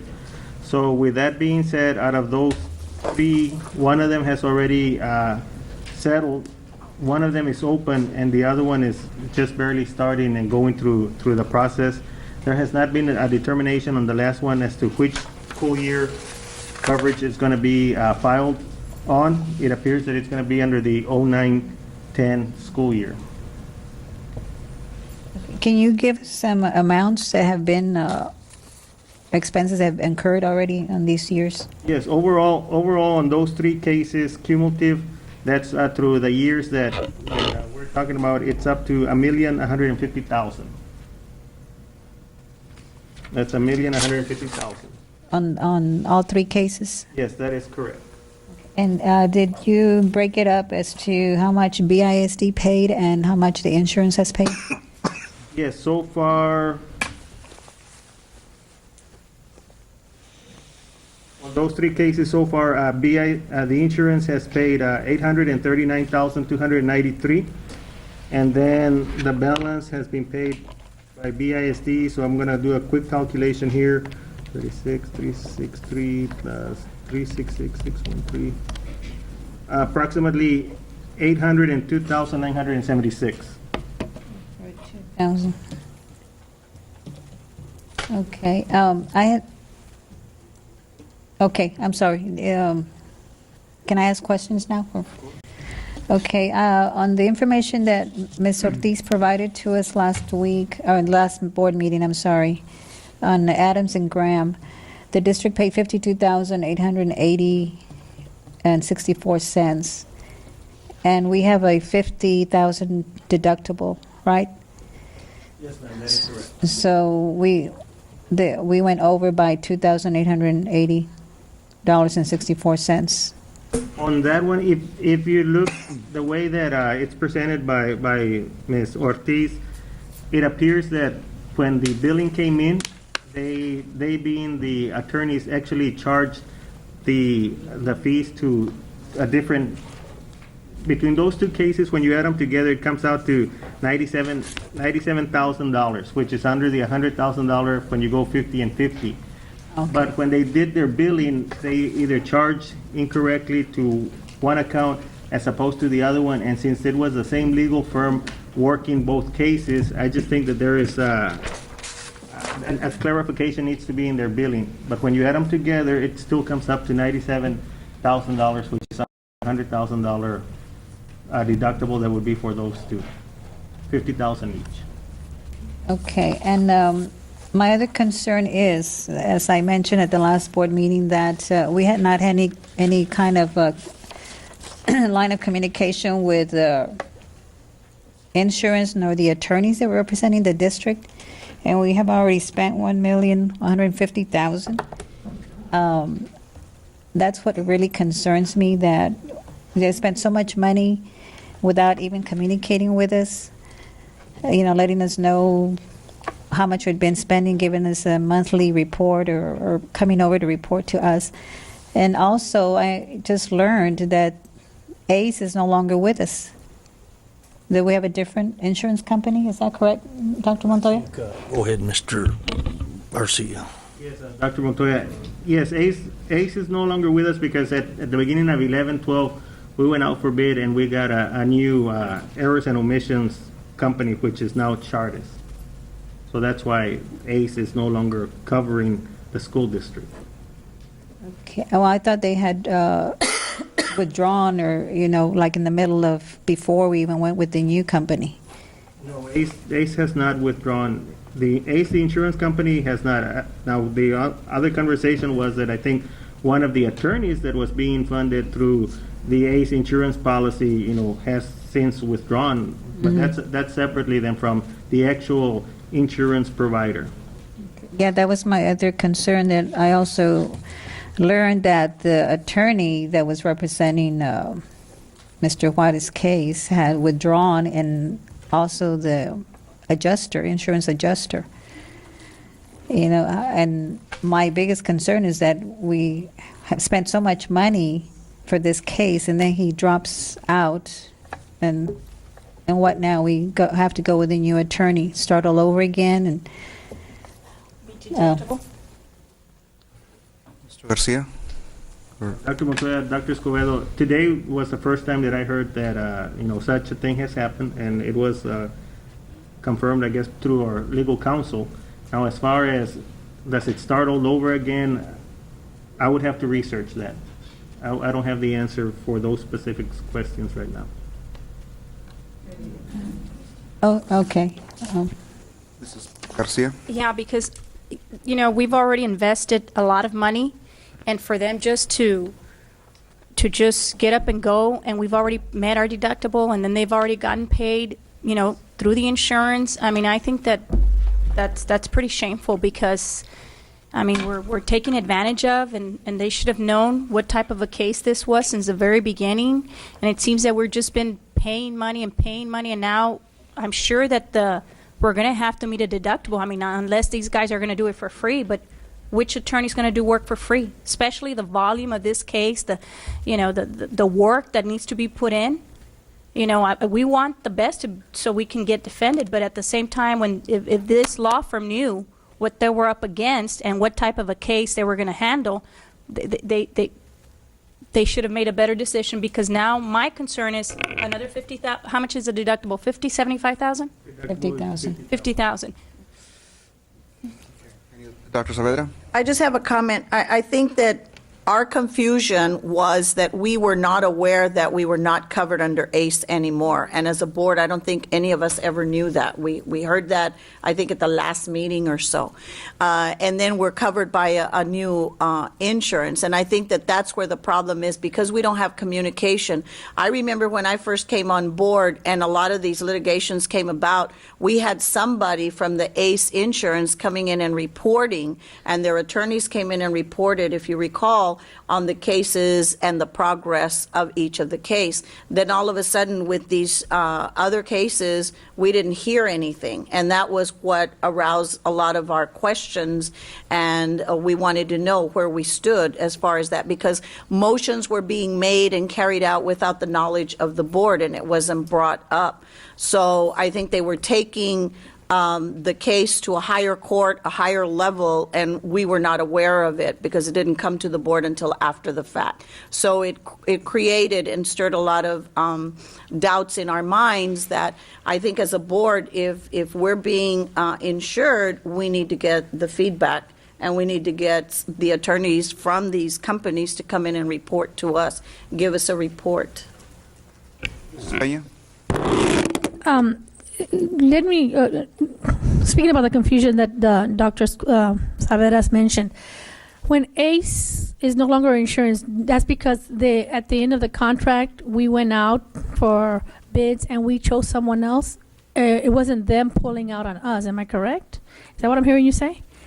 Dr. Montoya, yes, ma'am, you are correct. So they didn't leave us high and dry. We just went with another company when the bids went out. Am I correct?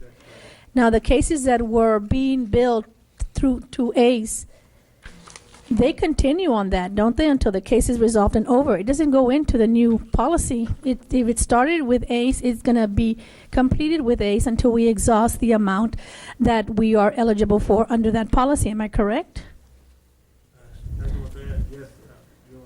And let's say that they get a new attorney because the attorney dropped, so somebody else comes in. Well, we've already met our deductible on that. That still goes on their part. Am I correct? Or how does that work? I mean, is there a clause in there that prohibits that from happening? That's one of the areas that I would need to research. I wouldn't be able to tell you that. And would you, because of the fact that once we meet our deductible, from the way I understand insurance, unless I'm misinformed, the deductible is met. Anything that happens and changes after that deductible is picked up by our policy. It's the way I understand it. And the confusion on that because they got a new attorney, we're going to start again. Could you get us an answer so we will know for sure what the clause in the policy says in reference to that? Because if I'm not mistaken, it should be covered. If I may, yes, I'll get you that information. What I have seen based on the experience that I've gone through is that when you change attorneys, maybe perhaps if it is covered under the $50,000 deductible, every time a new person comes in, they have to spend time getting familiar with the case, going back, And that exhausts part of our policy. So there is going to be some additional cost. Yes, definitely. But my question is that additional cost should be under the part that they're already covering because we've already met our deductible. Unless there's a specific clause, which I doubt that would be, because it would be kind of difficult to accept a policy with that a contract because attorneys drop left and right all the time. So if you can look into that, and that way you can give us the information so we can rest assured that the policy is still carrying from what it started with at the beginning. And if we met the deductible, then it's not going to come off from what we have to pay. And hopefully the limits that we have will meet, because it's individual, right? It's is it all for any case on that policy? Is that how that works? Yes, Dr. Montoya and board members, it is $1 million aggregate coverage. Okay. If it's 1 or 10. 5, the thing is that once you hit your maximum coverage of $1 million, right, then according to the agreement, then the district becomes liable for right, whatever past out the there. past the $1 million figure. That's the $1 million coverage, yes. Any other comments or questions from the board, Mr. Colunga? Yes, I wanted to ask Mr. Garcia, in your figures that you reported, did you also include the lawsuit that Ms. Bresas had been involved in also? Go ahead, Mr. Garcia. Yes, Dr. Montoya, as if you recall, Ms. Garcia actually requested for us to go in and looked into it. And yes, I did go into it, and it was filed, it was under the 0910 coverage, which is 8, and the total did not hit any of the insurance, either the attorney fees or the settlement by insurance costs, because it was under the $50,000 deductible. So that one case just took less than $50,000.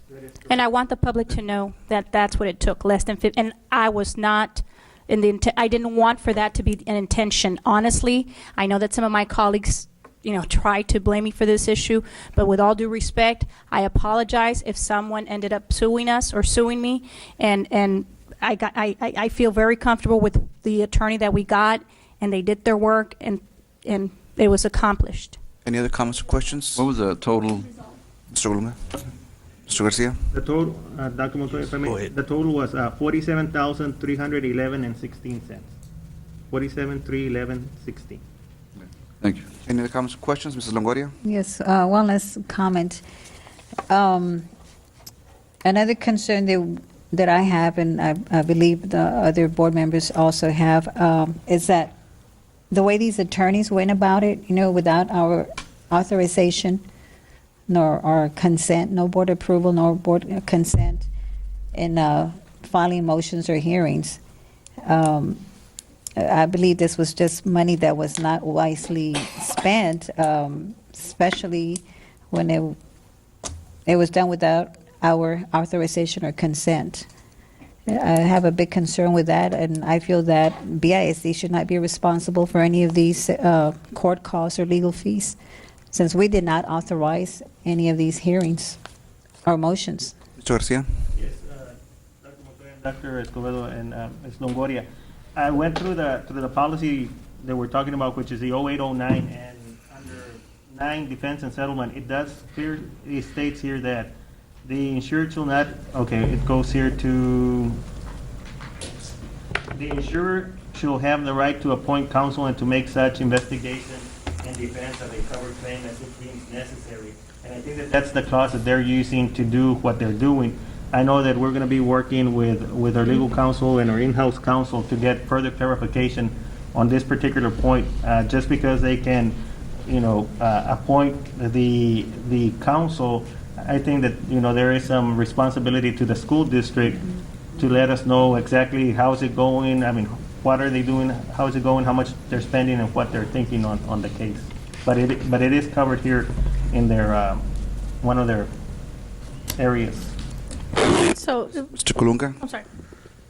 Thank you, Dr. Escobedo. But for Mr. Michel, in dealing with litigation, is it necessary for the attorneys representing us or the district to ask for approval on motions and hearings as indicated by Ms. Longoria?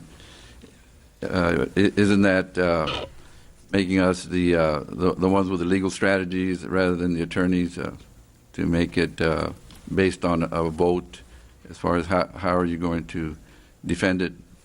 Right. I think I understand the question. I mean, that's an area that's not that clear and is compounded even more when you get into an attorney hired by an insurance company, but the attorney-client relationship remains with the client in terms of what you happen. And there, I have looked into this, and there are various views as to whether the attorney needs approval on each motion. I think I think clearly what you can look at is, the board does need to be informed on strategic and policy viewpoints on larger issues and have that discussion. In the case at hand here, it's more complicated because, and I think it ultimately showed by the insurance company appointing two counsel, because you had a group of people who were sued individually, and have an interest there, and then you have the board as a whole that may have wanted a quicker resolution. So I do think that there are issues that relate to communications with the board that airs this out at a much sooner time, and then the board can make more informed decisions. Mr. Colunga, yes. Peña? And if I may, Dr. Montoya and Dr. Escobedo, address Smiley and I guess our counsel. So what I'm hearing is that since the insurance company is footing the bill, they feel that they have the authority to make the decisions on the attorneys. Is that where this is coming from them? Well, they clearly have the ability under the contract language to appoint the attorney, and also to direct the attorney to conduct the investigation, the factual determination, best as you can tell, of what occurred. The issue of who directs the law later on becomes more complicated, because even if whatever you have with contract, you have ethical laws where attorneys have obligations to clients in Texas and in most other states. And so it gets grayer when you go forward. A simple motion may not need the client's approval. When you get into a more strategic motion, then it becomes more complicated. Most of the time this is worked through, though, with advanced communications between the lawyer and the client. Thank you, Mr. Michel. Thank you. Moving right along, letter D, 26D. I have a motion. Oh, Mrs. Longoria? Yes. This does not, well, yes, ma'am. What's your, I'll open the floor for a motion, Mrs. Longoria. Yes, I move that the district seek reimbursement from the individual defendants in the Juarez lawsuit for all fees and costs incurred by BISD or its insurer, which at that time was ACE Insurance, for actions by the BISD attorney in that lawsuit to appeal the trial court's summary judgment, order taken without board consent. Counsel, are you okay with that motion? Is that something that's doable? I think I understood it, and I mean, in terms of a motion that the board can approve, yes. Whether you can compel people to pay, that's a different issue. Right. But as far as following through with that motion, if it passes, that's something that you can do without any, no problem? It's a request, is what the motion is. I think you can make. I think the board can make a request for any monies that it's expended. If I may, can she read the motion again? 'Cause I missed some part. I misunderstood part of it. Sure. Okay, and the purpose of this motion is because of some hearings and motions that were filed, not as a board member capacity, but as individual immunity, as individual board members. So I therefore move that the district seek reimbursement from the individual defendants in the Juarez lawsuit for all fees and costs incurred by BISD or its insurer ACE Insurance for actions by the BISD attorney in that lawsuit to appeal the trial court's summary judgment, order taken without the board's consent. I have a motion, Mrs. Longoria. Do I have a second? Second. I have a second by Dr. Saad. All in favor, raise your right hand. Aye. All opposed? No, I don't think it's fair to the board members. Motion passes 4-3 with Mr. Colunga Aguilar and Mrs. Peña voting against. Was that an item that you had discussed before, Ms. Longoria, with other board members? Well, No, we've already voted and we're on another No, issue. for the record, no, I did not. Moving right along to announcements, Dr. Montoya. Yes, just and this is probably a good announcement. We were looking at numbers for STAMP and veterans for next year, and we have a little over 600 students who have been approved for a transfer. 800 students are zoned to veterans, and we have 600 students that have applied for STAMP. So right now we're about 2,000 students. So we're going to put a suspension the transfers for a while and go case by case because we're hitting our capacity in terms of space at veterans. Plus, they had a little over a month to apply if they were interested. So we're not necessarily turning everybody down, but this is a process we've used in other campuses when they've reached their capacity. So if, I'm just kind of giving you an update on that. It's a good update. Thank you, Mr. Montoya. Yes, ma'am? What's the capacity that school can hold, please? Well, it depends. We've heard everything from 1,800 to about 2,200 or 2,300, and I think that's probably one, Mr. Haynes, that we need to really look at, count. I mean, I hate to say it, it's a counting issue, but right now we are literally at and it's a good thing, at capacity, but at the same time, if people are applying for STAMP, we're going to put them on a waiting list and see how that goes. Thank you, Dr. Montoya. And I apologize, but I was an oversight on my part. I accidentally skipped 26D. So with your permission, I'll go back to 26D. Discussion, consideration, and possible action related to compliance with contract obligations by prior delinquent tax collection firm. And I will make a motion. My motion will be as follows. I move to authorize the superintendent to bring legal action regarding the prior delinquent tax collection contract as needed to achieve the benefits of the new contract as described in closed session. That's my motion. Do I have a second? I have a second. I have a second by Mrs. Presas. All in favor, raise your right hand. Aye. All opposed? The motion passes 6-1 with Mr. Colunga voting against. Now we got an announcements. We can go back on track. Our next regular school board meeting is on Tuesday, the 15th, 2012. Here in the administration building at 5:30 p.m. With that said, do I have a motion to adjourn? Motion. Boy, I think Second. I think you said it the loudest there. I think it was Mrs. Presas' move to adjourn, and I seconded by Dr. Saavedra. All in favor? Aye. Aye. The motion passed unanimously. Have a good night. This meeting is adjourned. Good night, Brownsville.